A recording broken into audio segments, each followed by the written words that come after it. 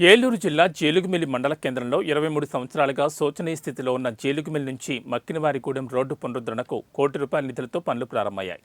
6 నెలల కాలంలోనే ఎమ్మెల్యే చిర్రి బాలరాజు ఈ రోడ్డుకు శంకుస్థాపన చేసి గ్రామస్తుల దీర్ఘకాలిక సమస్యను పరిష్కరించారు. రోడ్డు పునరుద్ధరణకు చర్యలు తీసుకున్నందుకు స్థానిక ప్రజలు కృతజ్ఞతలు తెలిపారు.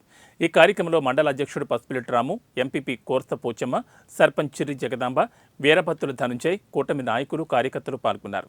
ఈ కార్యక్రమం స్థానికుల ఉత్సాహాన్ని పెంచుతూ విజయవంతంగా ముగిసింది. ఇబ్బందులు పడి చాలామంది కాళ్ళు చేతులు కూడా విరిగిపోయిన పరిస్థితి ఉంది. దీన్ని పరిగణలోకి తీసుకొని ప్రత్యేకించి దీనికి ₹1 కోటి నిధులు మంజూరు చేయడం జరిగింది. తక్షణమే వాటిని నిధులు విడుదల చేయడం బట్టి ఈరోజు కాంట్రాక్టర్ గారు వర్క్ స్టార్ట్ చేయడం జరుగుతుంది.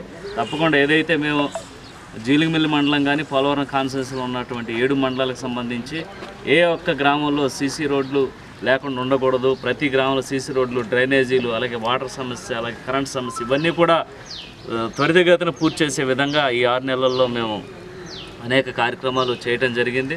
తప్పకుండా ప్రతి గ్రామం అభివృద్ధి చెందే విధంగా మాపై ఏదైతే ప్రజలు నమ్మకం పెట్టుకున్నారో ఆ నమ్మకాన్ని ఎక్కడ కూడా మేము అమ్ము చేయకోకుండా అభివృద్ధి పదంలో పోలవరం కాన్స్టిట్యున్సీని తీసుకువెళ్ళే విధంగా మేము అందరం కూడా పనిచేస్తున్నాం. అలాగే లోకల్గా ఈరోజు ప్రతి ఒక్కరు కూడా చాలా గర్వంగా ఫీల్ అవుతున్నాం. ఎందుకంటే ఈరోజు వెనుకబడి ఉన్నటువంటి పోలవరం స్థానిక శాసనసభ్యులైన బాలరాజు గారికి, ముఖ్యంగా మన జీలిమిల్లి కాపుల బజార్ వాళ్ళందరూ కూడా అందరూ ఒకసారి ఆయనకి చప్పట్ల ద్వారా ఒకసారి ధన్యవాదాలు. ఎందుకంటే ఇది కరెక్ట్గా 2001 నుంచి ఈ రోడ్డు సమస్య అంటే సుమారు ఇప్పటికీ 23 సంవత్సరాలు.